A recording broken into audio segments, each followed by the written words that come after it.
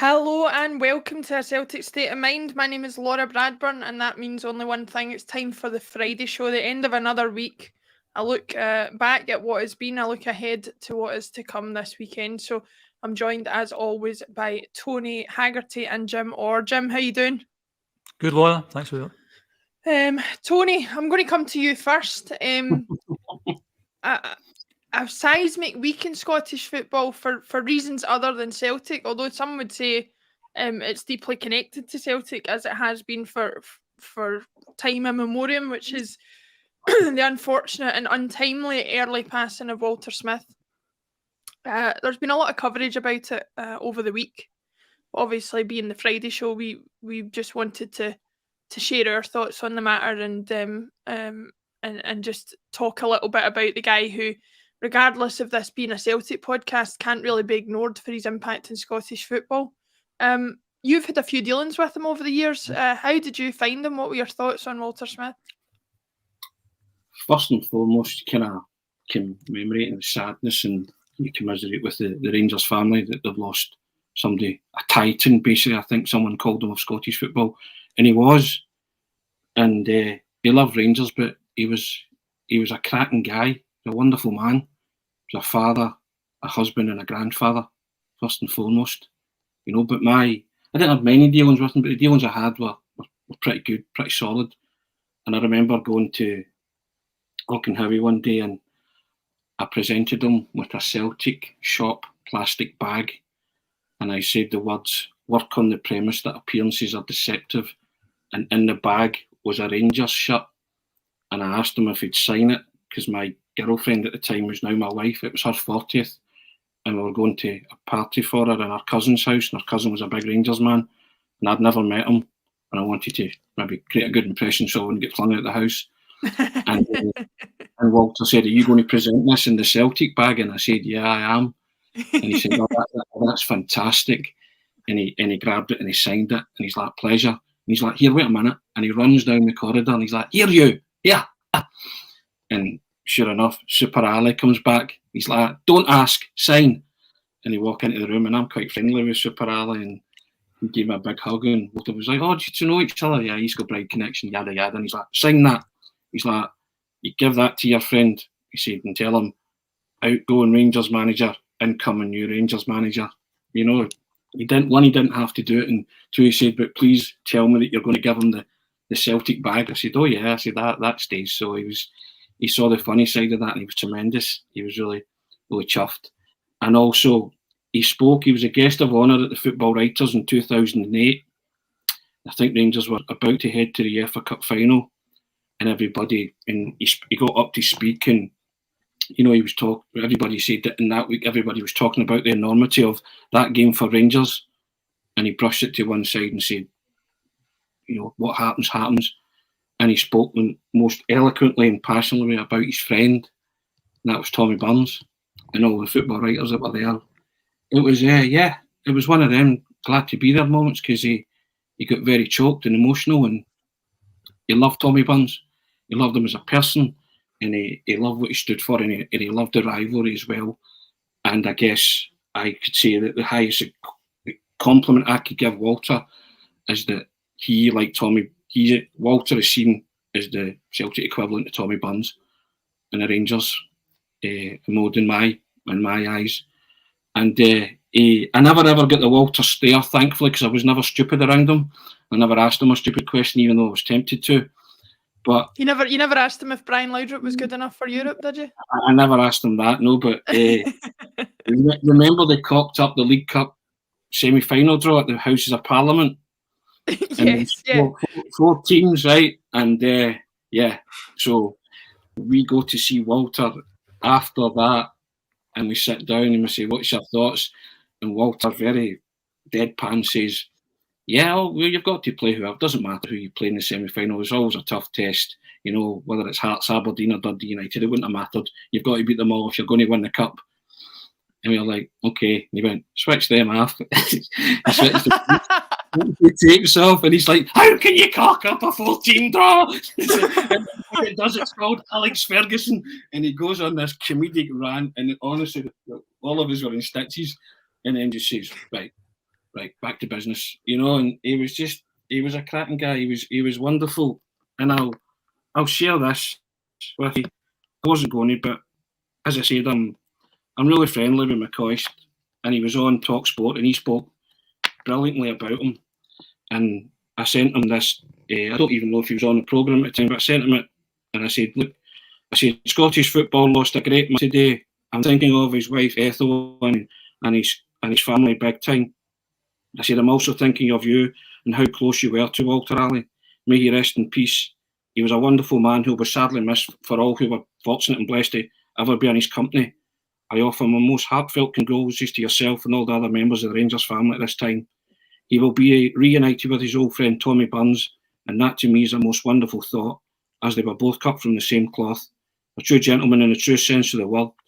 Much love, much respect always, and I always end it with, they never die who live in the hearts they leave behind. I said, take care and speak soon. And I sent it away, and 60 seconds later I got, thanks Tony, he was the best, and by some considerable distance. You're so right. He will be with Tommy, and that, my friend, gives me great comfort. I think that says it all. Well, it wouldn't be Friday if Tony didn't have his greeting, and he's just about managed it anyway. 6 minutes 22. I made it. Get your 6 hankies minutes out. 22. Get your I'm hankies out. sure some folk in the chat are greeting for different reasons, but Jim, your thoughts on Walter Smith? You can never really top what Mr. Haggerty always says. Obviously, Tony knew him. I didn't know him, never met him, but I think I always like to look at it in terms of how it affects Celtic, and I always like the kind of sliding doors moments in football. You get back to, if Jock Stein doesn't arrive, Celtic not the Celtic they are just now. And I think Souness said that Walter Smith was his best signing. I think Walter Smith doesn't go to the Ibrox, they don't win 9 in a row, because he was the main guy there. I think Souness was the front. He was the guy that managed to attract the big name players. I think if he'd appointed Walter Smith as manager, they'd still be buying players in Scotland. But Souness was the guy at the front. He gets Butcher, he gets Woods, he gets Roberts, and all these kind of guys. And then when Smith takes over, they just continue that success. And obviously they had a lot more money than we had at the time, but you can't argue with the success that they had. I'd imagine he's going down as their best ever manager. So, it's always very sad when someone passes away, and 73 is very young, I think. So, our condolences go out to his family, Yeah, absolutely echo that. Thanks everybody for commenting on wherever you're watching us from. We're across 8 platforms. Larkar on YouTube says it was a wonderful tribute from Tony. 4 Trebles is saying Tony's a poet. Good words. It's a strange one for me from a younger fan's point of view, because as many will tell you, Walter Smith was almost single-handedly responsible for me believing that Celtic didn't win trophies for the first 10 years of my life. The one thing I would say, and I would encourage anybody to watch it, is he was always a very reasonable guy. Whenever I saw him talking, he always put into perspective the fact that at the end of the day, we're talking about a football rivalry between 2 clubs, and that is all it was. There was a good interview, I think it was after a game in 1997. Sky Sports had an interview with him and Tommy Burns standing next to each other. Now, when do you get that after an Old Firm match? But the interviewer asked, whose round is it for the drinks? And Walter says, well, Tommy got the last round, so I think it's my turn this time.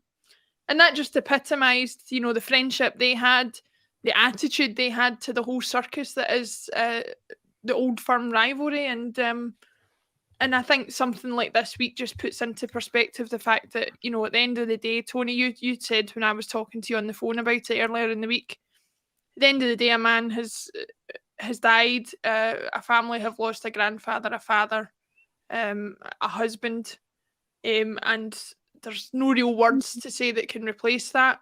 So again, our thoughts go out to his family, his friends, and just leave you with one last story that I heard Jonathan Burns, Tommy's son, say. He was, anybody who remembers when Walter Smith was in charge at Scotland, he brought in Ali McCoist and Tommy Burns as his 2 assistant managers. And then thereafter, Walter and Ali left Scotland to go back to Rangers for their second spell. And as a joke, the three of them cooked up. Tommy Burns arrived back at Celtic Park with 2 empty suitcases and told everybody he'd had an offer he couldn't refuse. He was going to join Walter and Ali at Rangers. And obviously the ribbon he took for that was absolutely second to none. Although I believe he did have a go at them when they went and left him at the Scotland setup and says, "Where's my offer? What are you doing?" You know, so refreshing and heartwarming to hear stories like that. But we'll move on to Celtic matters now, and again, just reiterate our thoughts are with Walter Smith's family at what must be an incredibly sad time. Moving on to recent events, Jim, I'll come to you first. We're on a bit of a winning streak at the moment. Most recently, obviously, being the 3-1 victory against Hibs away at Easter Road on Wednesday night. I believe it's something silly, like the first time in 7 years since we won in the league at Easter Road. What did you make of the performance, if, of course, you were able to watch any of it, given that it wasn't on any of our local television services? Of course I watched it. Hibs pay-per-view. Of course you watched it. It's been an interesting week. I think 2 very different games for me. 2 great victories, and happy to be where we are and could go top of the league tomorrow, which is it's all good stuff. But I kind of tend to look for the positives if we've a bad result, and kind of vice versa. And I thought, so the game last week, the St Johnstone game, and lots of people were talking with words like composed and patient and in control and secure and all that sort of stuff. I was dead frustrated last week watching the game. So I thought Aberdeen and Motherwell weren't very good. I thought St Johnstone were very good. Horrible to watch. They let us have the ball, and we didn't do very much with it in that first half. We didn't test the goalkeeper. We didn't make many chances.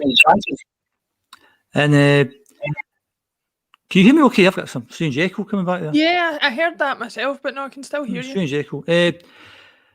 The 2 goals we got were mistakes with the St Johnstone players. The guy miskicks the ball in the first half, and a fantastic pass by Tony Ralston on the half volley. Good finish by the big man.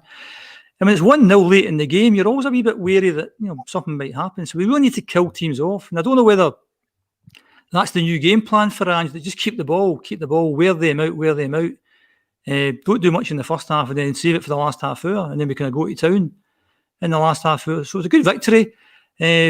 We talked last Friday about the hope that Giakoumakis and Kyogo would both play. And then when I heard the team, you thought, great. And then we saw Kyogo's on the wing, you thought, not great. You've made the same mistake again. And go on and no day that, basically. Because I'm in the Jock Stein stand. So I'm behind the goals and I'm level with the kind of 18-yard box. So Kyogo's in my direct line of vision. And he did nothing the whole first half. He hugged the touchline. He got a couple of passes and he played them inside. So, as I said, with Abada, that's a man down playing Kyogo wide on that right-hand side.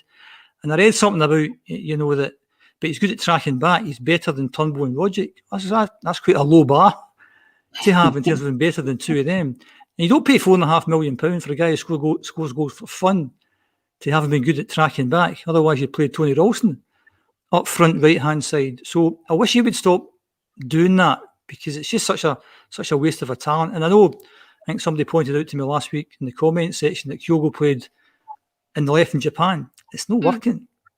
Everyone can see it. It's not working in here.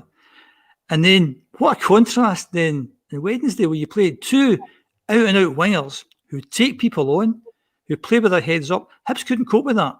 Yeah. And that's playing 2 wingers who are involved in the game, not one winger that's involved in the game and one winger spectating. In that first half, I thought that was one of the best half hour we played under Ange. Albeit 2 of the 3 goals are set pieces that come from defenders. We missed chances. Turnbull should have scored, Kyogo should have scored, and it's dead sloppy. Because I've said before in the podcast, I think round about the 90-point mark we'll win this league. So goal difference, I think, could well come into it this season. And I think we should have been 4 or 5 ahead in that first half hour. We're not. And then we lose a really, really sloppy goal. It's off the guy's shoulders. Trundle's in at the post. No one's on the post.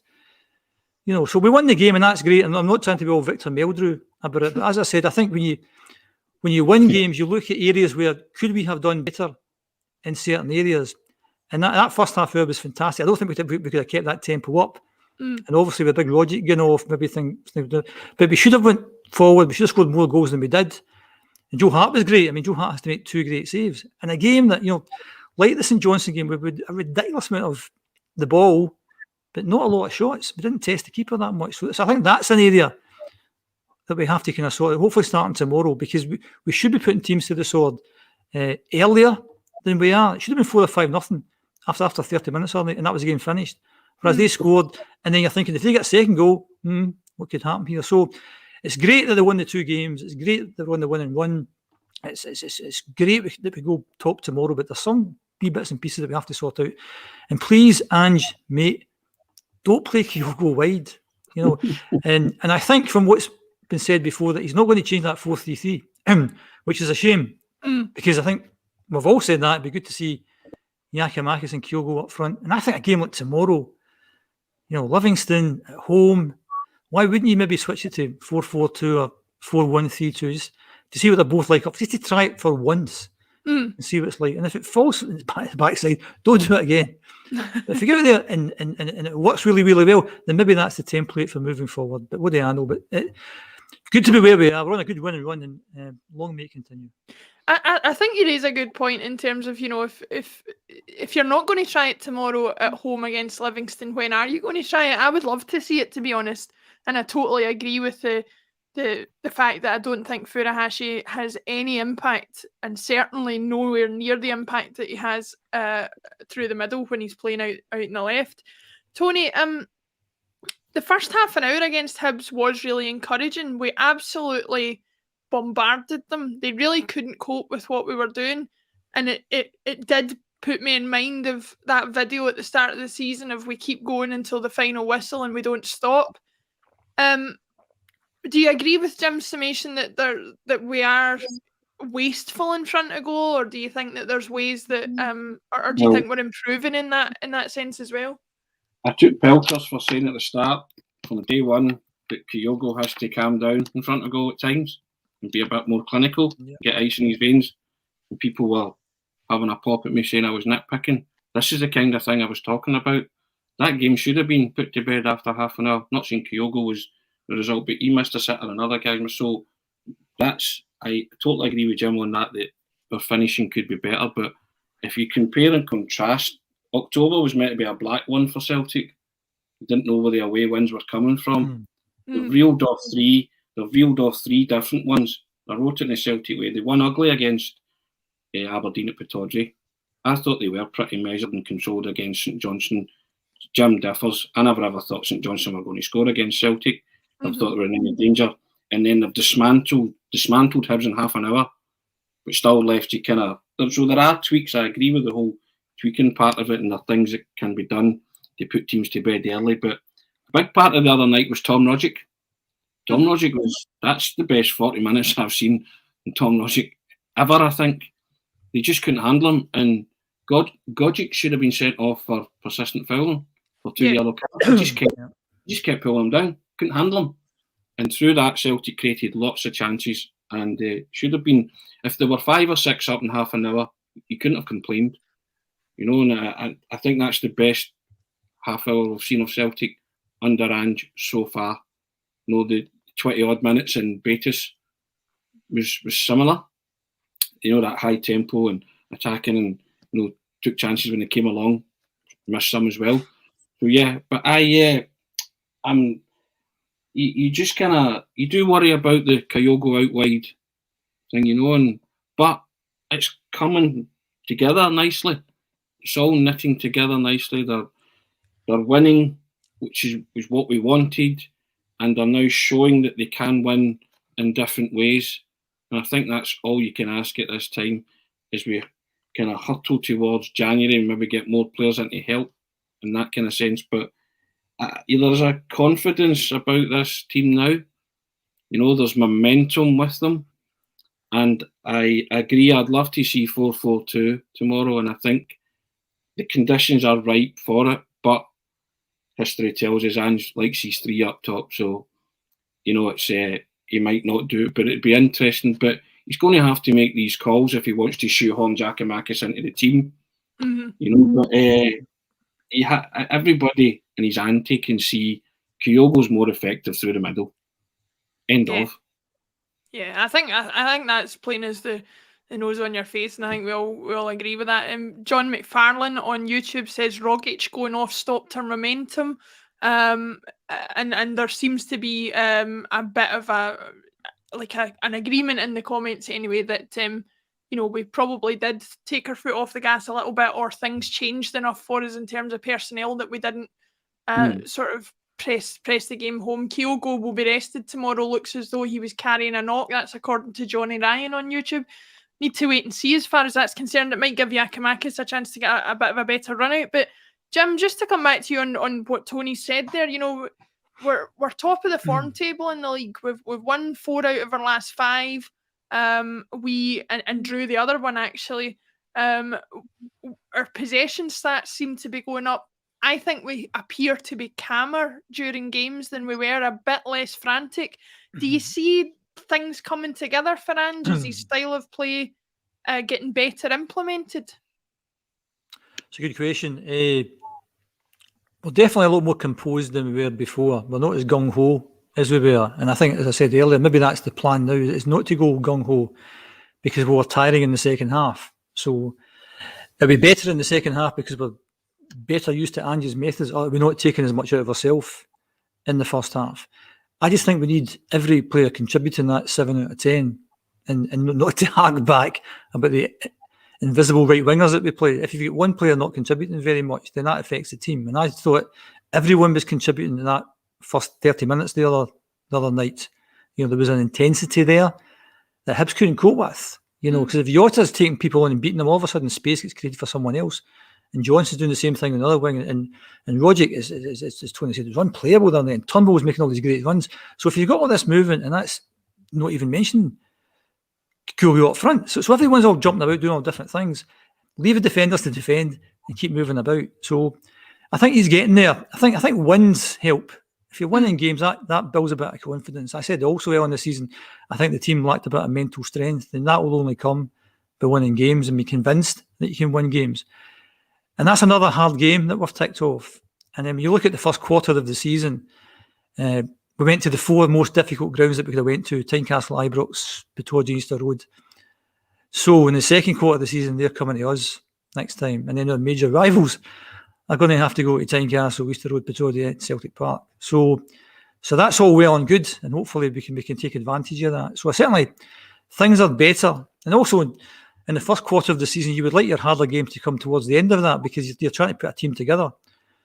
So we're within 2 points after the first quarter, having managed to get through all those hard games. There's a better shape to the team.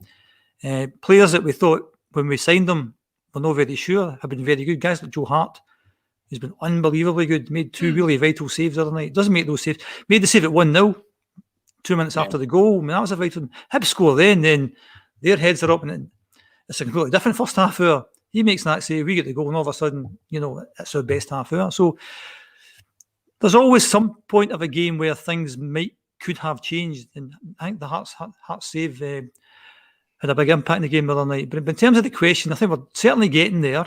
We've taken on hard games and come through them pretty much unscathed. And I know we've had, as we've said before, lots of possession, but I think we just need to be a bit more clinical, start taking these chances. And once we do start scoring, I think we'll start scoring for fun after that. So I think we're getting there. I think as Andrew would say, but we're not there yet, but we're sort of well on the way to getting there. Having a settled team helps. I think Tony Ralston again has been outstanding. Past 2 games, I thought he was the man of the match. Even though, Roger, if he'd have stayed on the whole game, fair enough, but I thought Ralston was outstanding. Phenomenal header, absolutely brilliant header. Yeah.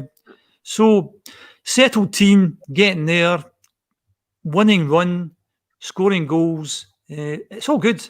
And long may it continue. But we don't take the foot off the gas. The point I'm trying to make earlier is when you are winning, you need to try and make it better. You don't rest on your laurels. You look at the bits that you could improve to try and keep that going. Because once you rest on your laurels, that's when it will bite you. And Livingston tomorrow could be a tricky game. I don't think it should be.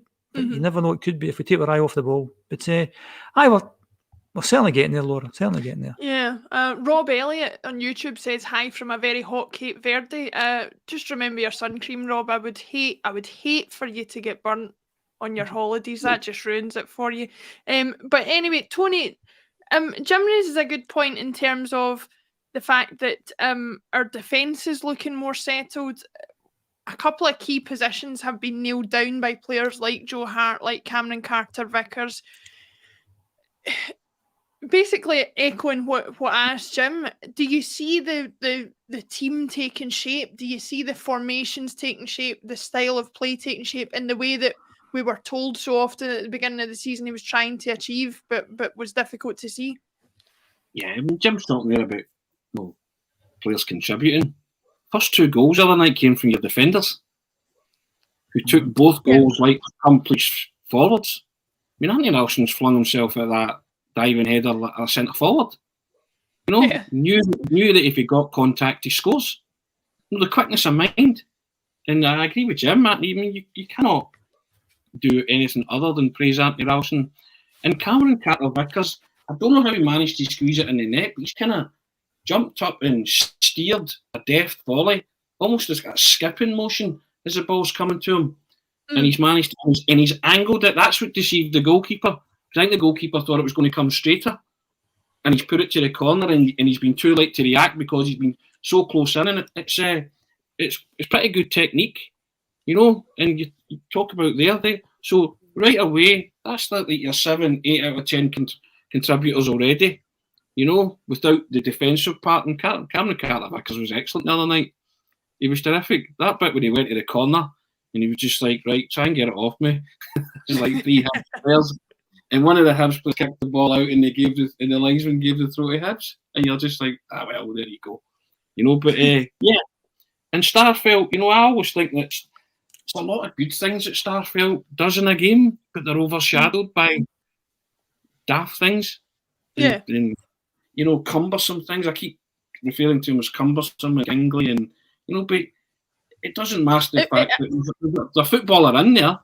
Yeah, it actually puts me in mind of something that Alan Morrison said when we had him on, talking about, his statistics actually show that he's a good passer of the ball, that he's successful. But like you say, those moments of calamity kind of overshadow it and stick out like a sore thumb.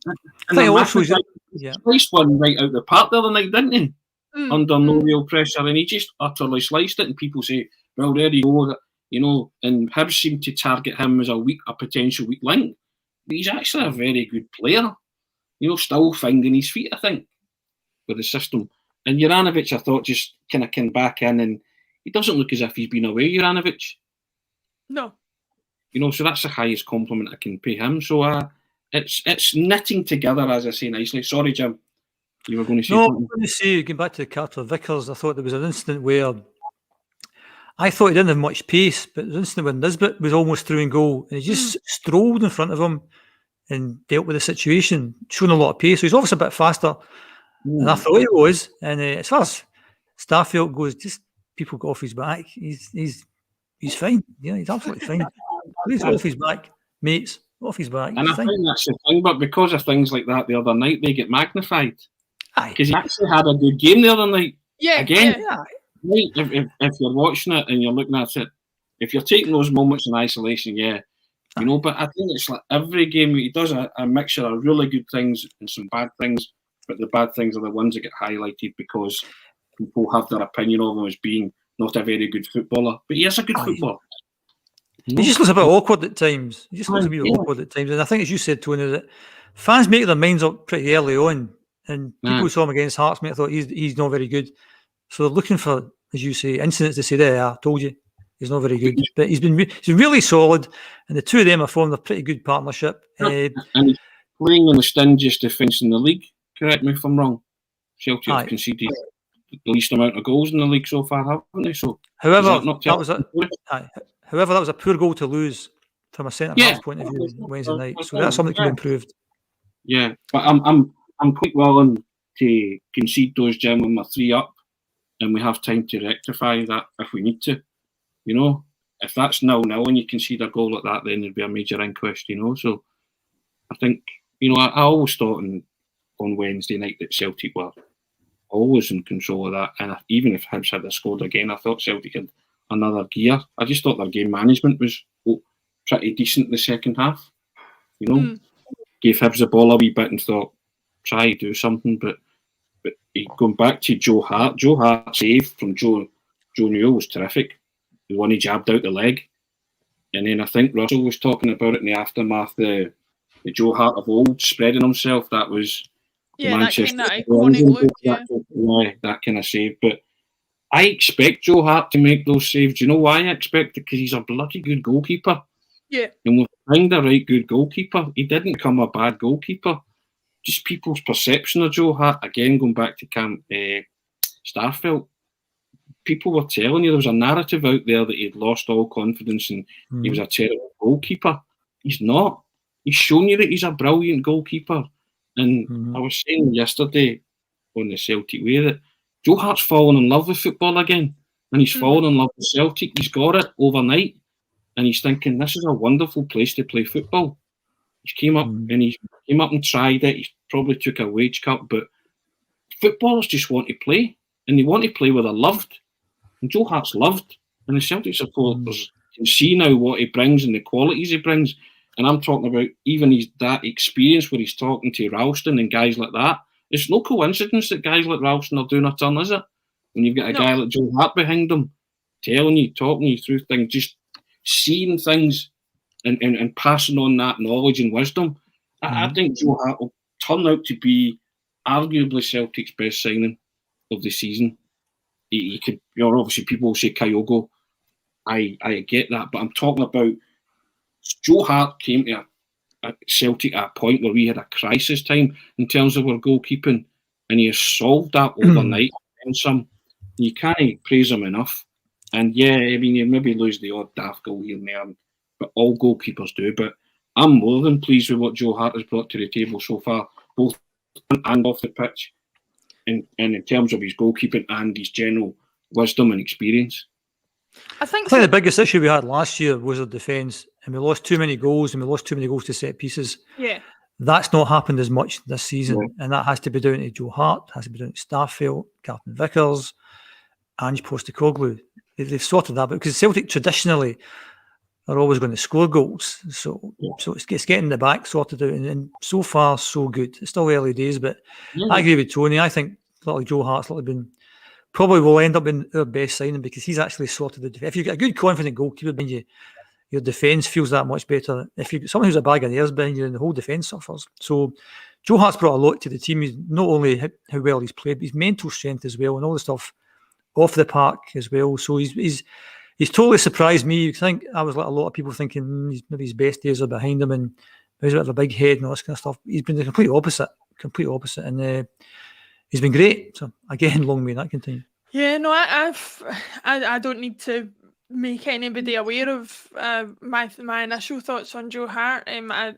I didn't want him at the club. I thought he was going to be a bad influence. I thought he was going to be a big time Charlie. I thought all the negative things you can think about the guy. But as you both said, I think he has changed people who held the opinion that I did. He's changed their minds. He's reinforced the opinion of those who held the opinion that he's a good goalkeeper. He's only reinforced that.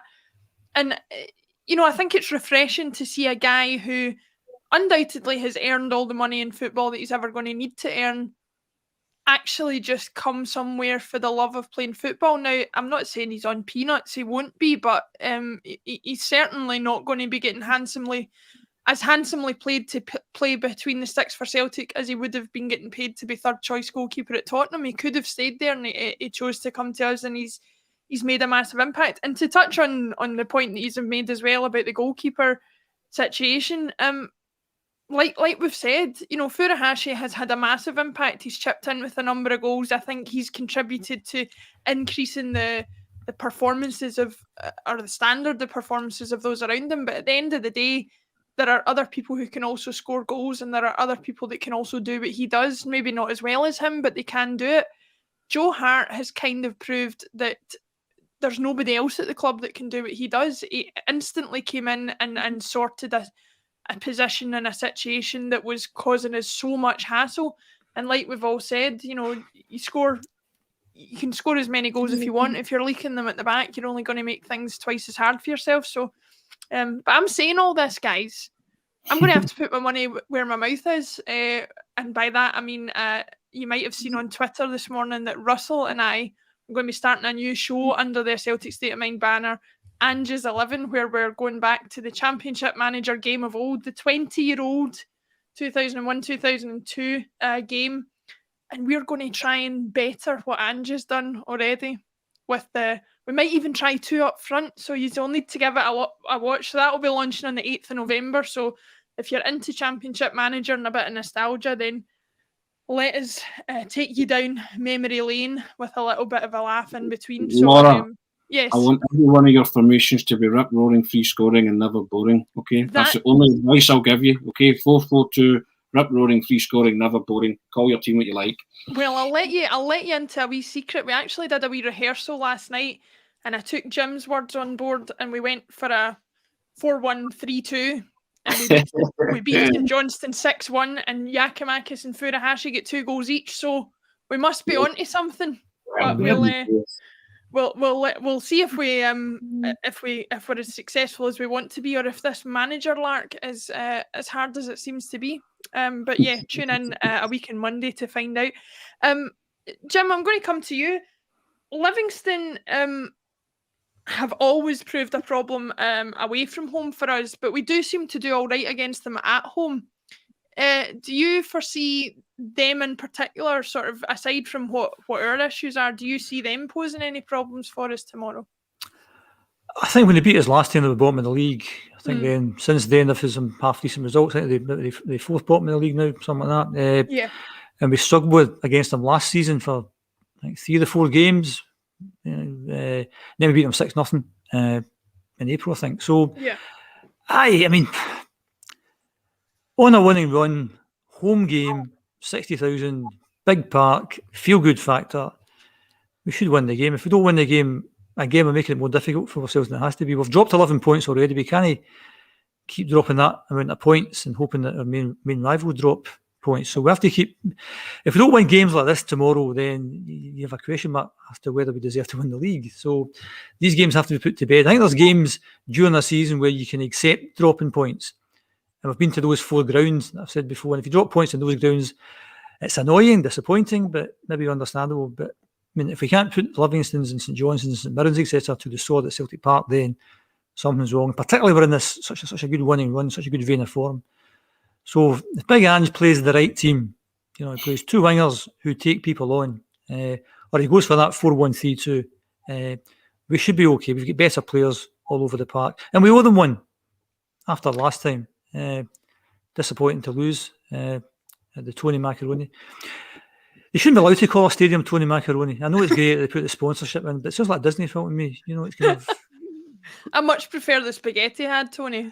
What are you playing this week? It's the Tony Macaroni Stadium. It just sounds like bed knobs and broomsticks. Bed knobs and broomsticks.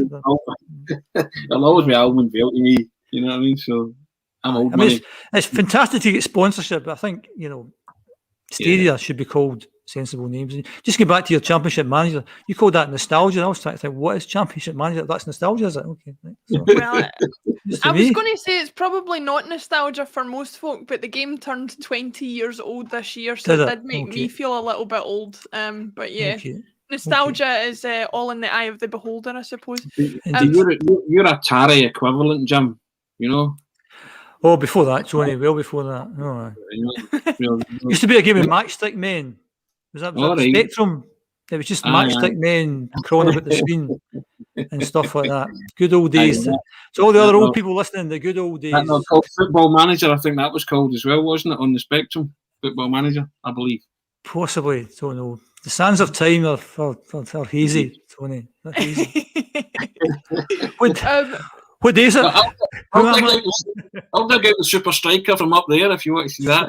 Excellent. We could have some live coverage of Super Striker and get some commentary going and everything. That'd be. Is that the one where you hit? There was some game you hit their heads. That's it. And I've got a Celtic team as well. Yeah, is that allowed in this day and age? Is that allowed in this day and age? We hit guys' heads. I think that's some sort of health and safety thing in there somewhere. Something like that. If you did that, then the head snapped. But if you pressed it with your finger, it was acceptable. That was a mode of accepted play, I think. I was a Sabutio man. The flick to kick. That's my era. And all my people tuning in, that's where you are. It's a beautiful. Super striker was the Anyways, we're off at a bit of a tangent here. So, Laura, bring it back. We can bring it back, yeah. We can save all the nostalgia for our Monday nights. But Tony, just to expand on what Jim was saying there about Livingston, how much have you seen of them this season, bar, the problems we've had with them? Do you see them coming to Celtic Park and causing any problems for us? I think every team that comes to Celtic Park will cause you problems. It just depends. You know the way Livingston are going to play. They're going to dig in. They're going to get men behind the ball. They're going to dig in, try and hit you in the counter.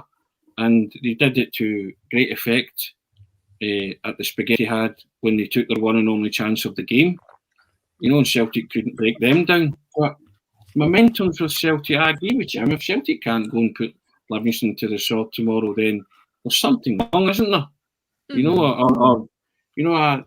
Or else you put it down to the fact that they're going to be one of your bogey teams. Sir Alex Ferguson's team, Aberdeen team, that brilliant Aberdeen team, couldn't beat Morton. Andy Ritchie's Morton. Jim will remember. Yep. Couldn't beat Andy Ritchie's. We get that sometimes, that some teams just, you cannot, whatever you do, get results against them. But I think Celtic at home should be pretty formidable, and I think you're looking, and whilst you can't write Livingston off, I think it'll be damage limitation for them. Try to play, they'll play and sting 9 men behind the ball, 10 men behind the ball. You know that. So you're going to have to find a way of breaking that down, whether that be, 2 wingers who can actually take players on to create, or if he tries to shoehorn Giakoumakis into the team, then for whatever reason, they maybe try and, not knock it long, but, get crosses into the box for a guy with height, because Kyogo's not going to win it in the air, is he? So it just depends, it depends the way he thinks about tomorrow's game, but I think Celtic should be able to take care of Livingston at home, as Jim said, in front of a full house crowd, and there's now, as I say, it's coming along together, but there's momentum, there's confidence there. I hesitate to use words like swagger, but Celtic are getting a wee swagger about them. They're feeling good about themselves. They will miss Rogic big time, because it's a hamstring, isn't it? And that's usually 3 or 4 weeks, isn't it? So, but we still don't know the extent of that, but it's ironic with the Rogic thing, actually, because when we were struggling a few weeks ago, most people were putting that down to him and Turnbull not being able to work together, and for good reason, because I think they were getting in each other's way. But as the team has improved, they seem to have found a way to work together. So I think he will be missed tomorrow. Well, also was another fact. That Turnbull had a cracking game on Wednesday night. I thought he was really good. His delivery was good. He was running intelligently, Mr. Sitter, but he was always involved. Yeah. Was it not the fact that when we lost to Livingston, neither McGregor nor Kyogo were playing that day? Is that right? I think that. So that's an extra dynamic that you bring into the game as well. Yeah, of course. Just looking at the comments, Alex Birrell on YouTube, go on, Jim. Deadmau5 calling you a legend, obviously, for going old school with your gaming. Got a few shout outs for the Atari from Belly on YouTube and a couple other folks. So some folk, nostalgia is in the eye of the beholder, as we said, and it's all about context. Tangents are good, aren't they?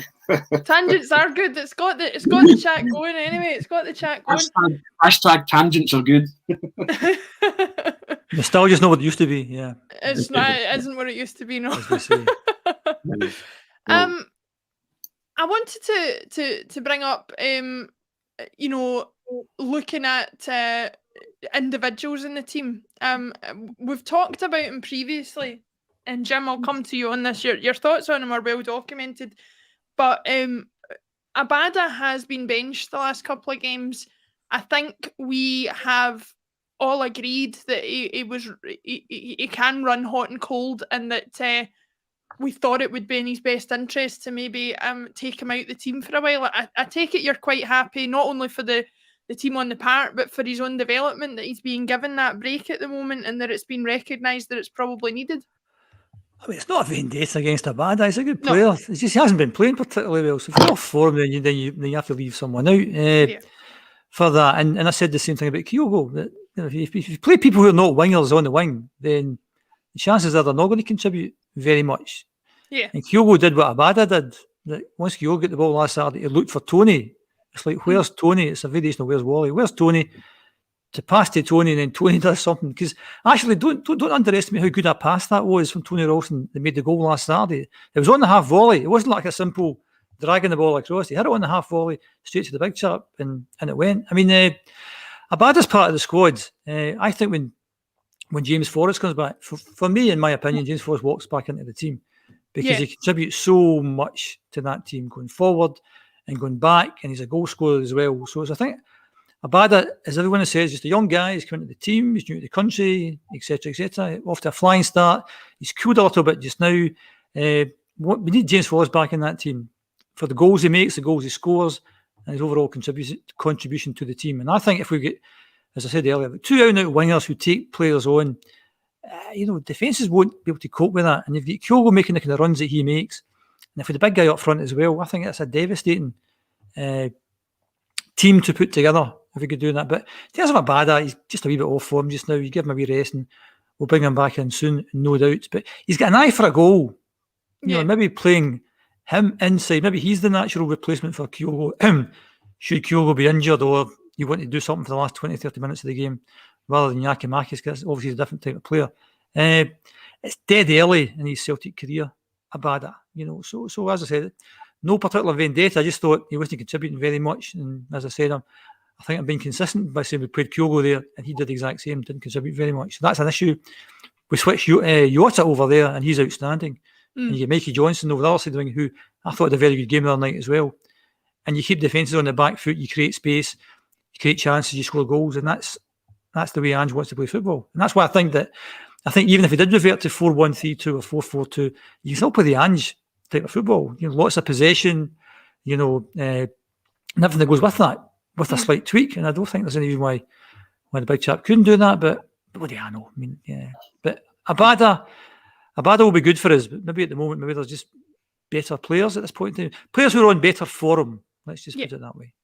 I think, Tony, to pick up on a couple of things that Jim says there, one of the encouraging things for me about it is obviously I want players to be playing at their best as much as possible, but if he has gone off the boil, Ange has at least shown the awareness to take him out of the firing line, to take him out of the team. Too often in the past, I think we've seen managers persist with players who are not delivering, perhaps because they're a favourite or because they are, have some sort of hold over the manager. I don't think that's something we have to worry about with Ange. The other encouraging point about it is he's a fantastic option to have coming off the bench, even if he isn't playing, which again is something that we've struggled with. What are your thoughts on Abada's recent performances and the way that they've been handled so far? First of all, I got a fright there when Jim said Liel Abada keeps looking for Tony, because I'm not on the pitch, I'm in the press box. That's kind of like, if he wants a greet, he would look for you, Tony. Exactly. Let's give him a wave anyway. I'm over here. But no, I think he's handled it well. I think we've all recognised that Abada hit a dip in form, and he had to come out the team. He is a great kind of option. And that the one thing now that you can see it coming together is we've got options now. That last week, the last 2 games, we've had strong options coming off the bench, which we haven't had previously. And Abada's going to have to learn that once you raise that bar and you play a certain way or produce a consistent type of performance, if you drop below that, then you'll drop out the side. And I agree with Jim. I think James Forrest naturally walks back into that team. Abada's got a fight on his hands to prove to the manager that he should be starting regularly again at this moment in time. But again, another cracking player to bring on to affect the game if you need it. Because he has got an eye for a goal. He scored a couple of goals, taking them like a real striker, and he's quick. He's got quick reactions, Abada. When a keeper parries something, or he scored a header against I think it was United. Was it United? Yeah. Recently, yeah. And just he got kind of lightning reactions, and these are all things that you think, great. There's a football brain there. There's something that you can work with. But I think in terms of Ange has played it brilliantly. He's let him go, and and he's had his bright start fizzled out a wee bit it's an optimum time to bring him out and then say to him, look, and he can't argue with it, can he? Because the team are winning. The team are playing well. So, and then you turn in good management, you say to a player, you want back in this team, then you prove to me what you can contribute when you get your chance. And it's good, and it's great that we've got options now to come off the bench like Abada, Giakoumakis, Mikey Johnson as well. He started Mikey Johnson on Wednesday night, and he didn't do too badly, did he? So it augurs well moving forward. And and it's not, and I agree with Jim, you don't have a downer on Abada, but you can recognise when somebody's off the boil. You recognise it as a fan, the manager has as well, and he's dealt with it accordingly. And I don't think it will do Abada any harm in the long run. And I think James Forrest coming back will actually help Abada in the long run get back in the team, because then he'll know what's needed to get back in the team, and he'll know the kind of bar that he has to keep jumping over and raising his performances to that bar. So I think it's a win-win all round. I think also the fact we've got these options, we can now legitimately look at Ange to see if he's doing a good or a bad job, because I think it was unfair to judge him when we didn't have those options, when we're bringing on 19-year-old centre-halves that no one's heard of before, so you couldn't really judge him then. But now he's got options. From a personal point of view, I'm now looking at how he actually deals with those options, and I was encouraged by Wednesday night, the type of team he put out, so that was good. Last Saturday, not so good. So if you win games, you're a good manager. If you don't win games, you're maybe not a good manager. But you certainly get options, good options up top. And again, I agree with Tony. That's it. Tony Haggerty. That's it. Well, we already knew Tony you agree Dawson. with Tony Ralston and Right. most of what he does. But yeah, thanks for the clarification, Jim. I had to think of his name. Tony Pause Haggerty. That just came to me there. It's an age thing. Tony Pause Haggerty. That's his name. I think. Jim, just to go back to Mikey Johnson, I think he did have a good game on Wednesday night, and I think what it proves is, like you've said, the options there, I think, are bringing out the best in some of the players that haven't been first choice or are just coming back from injury. Do you think, Jim, that that somebody like Mikey Johnson will thrive in that environment where he's forced maybe to make himself stand out? I've got this vision of Tony hitting players' heads. Sorry, just give a reminder. I can't get rid of it now. That's it. Spend hours at a time hitting people's heads. Just man. Anyway, and then getting angry when they don't pass it the way they're meant to. I hit his head really hard. Why didn't he score? Mikey Johnson is an interesting one. I think you said, Laura, last week. I can't remember again. Was that? Did you not say that he's only played some like 40 games, or he was involved in 40 games and something? And Yota's only played 24 games ever, type of thing. And I said something like, "Well, that sounds a bit like Mikey Johnson." And you should never imagine Mikey Johnson going on loan somewhere, and after a few games, if you want to buy him at $6.5 million, but he's certainly got the ability, Mikey Johnson. He's shown that in the past. I think he's bulked up a wee bit. I think it's very difficult if you're a player like Mikey Johnson who gets a game here and there, and you don't get a run of games. I think if we had 9 or 10 games where he started the game, you'd see a completely different player. I think his confidence levels would go up. If he played well during those games and he scored goals during those games, then he becomes a vital part of the team, never mind the squad. So I think you can only really assess people after they've had a number of games. And I think if in and out the game and he suffered from injuries as well, I think it's difficult. But I thought it was great the other night. Maybe should have done better with 1 or 2 chances that we had. But overall, he was good. And I'd certainly like to see him in the team tomorrow, because he is a player who plays with his head up. He takes players on. He's not afraid to shoot. He can score goals. And I think if he gets a wee run in the team, he could well be a permanent fixture. Red Scotland says on YouTube, Mikey Johnson's confirmed he's been bulking up in the gym. Tony, one of the sort of criticisms I've had of Mikey Johnson is that he is maybe a bit physically fragile to be a professional footballer, perhaps through no fault of his own. Some people are just unfortunate in the way that they attain injuries and can't seem to go over them. No doubt that the bulking up in the gym will help him. God knows some of us, myself included, don't need to bulk up any more than we already have. But But Mikey Johnson, I think bulking up will help him out in that regard, and it's obviously shows. Oh, echo again.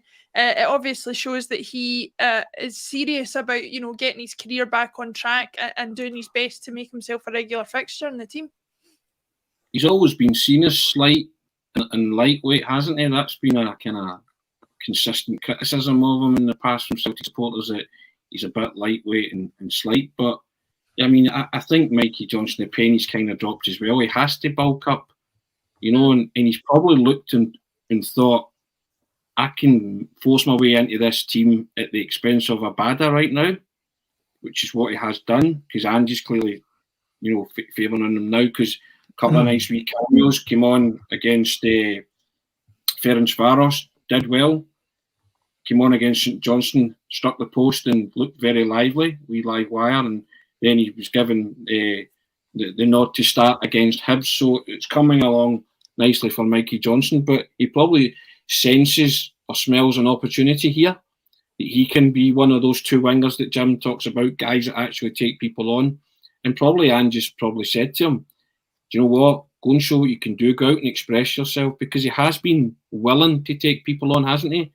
Shown that willingness. The other night, I agree with Jim, there was one in particular where the square ball to Kyogo, I was shouting at the computer screen, Kyogo's got a tap in and he can't even and then Jota has the exact same thing 2 minutes later and lays it in a plate. And these things could be important in the grand scheme of moving forward. So you want to get that right there and then and have that cold, calculated precision in those moments. Ice in the veins that you just square it, it's a tap in. So it becomes second nature.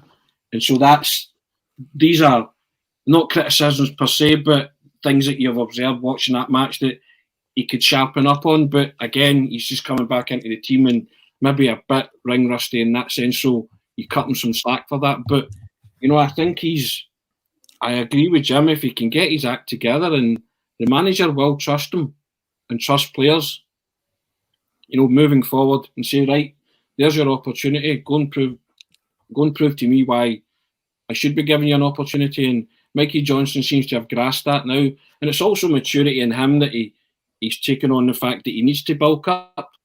He thought, you know what, I'm going to do this. I'm going to do some extra weight training. I'm not going to be pushed off the ball or an easy touch, when I go out in the park. Because he's got some real trickery there. You see him with the ball at his feet. He has a vast array of what I would call street football skills. And he can beat a man lovely, but sometimes you need a wee bit more than that, don't you? You need to be more streetwise on a football park in terms of that. But there's ability there. He just has to, maybe as Jim says, get a consistent run of games to show that.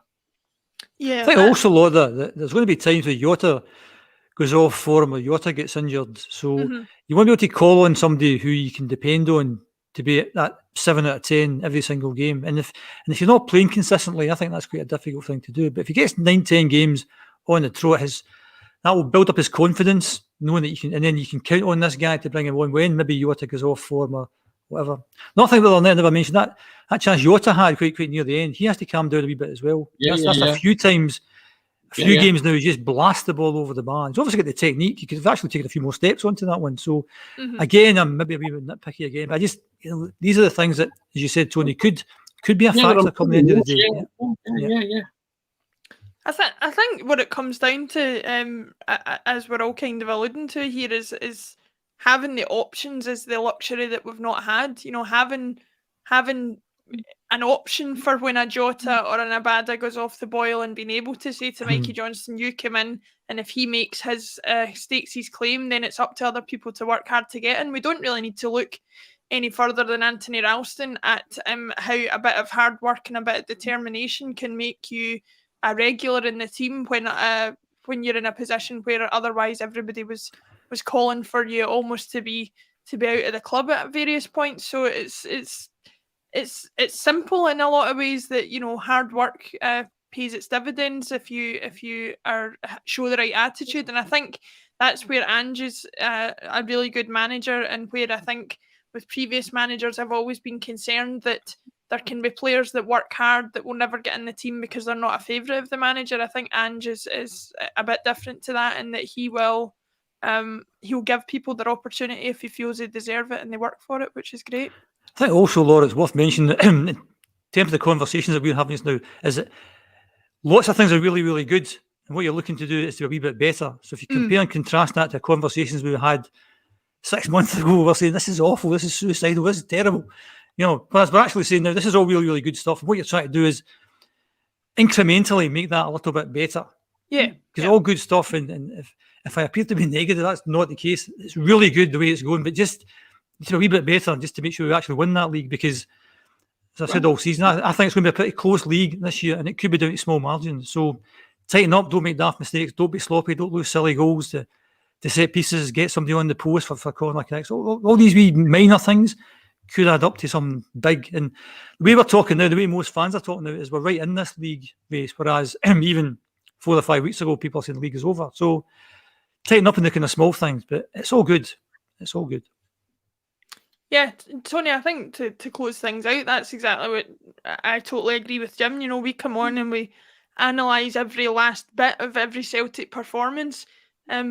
We'd be hypocrites if we moaned when it was bad and then didn't look for improvements even when it was getting better. That's what being a football fan is, isn't it? You can always improve, can't you? You can always improve. You know, Celtic won 3-1 the other night, could have been 6-1. Make it 6-1 the next time and improve.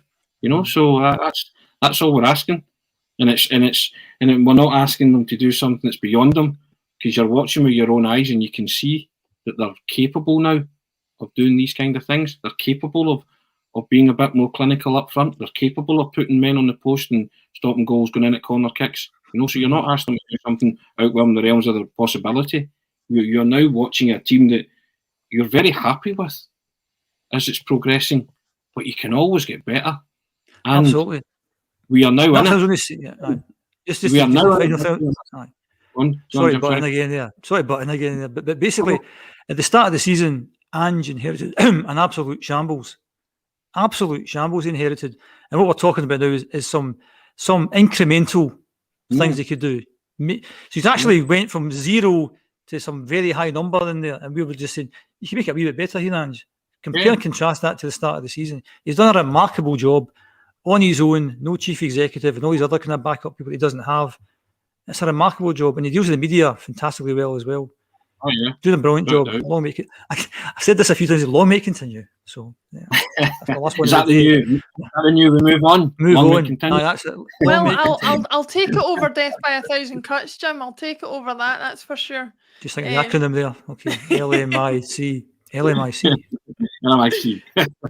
No, we hope as always that Celtic get better. We hope as always that you enjoy the podcast and it gets better for you. If you haven't done so far, please make sure and like the video and subscribe on YouTube or on any of the other platforms you're watching on.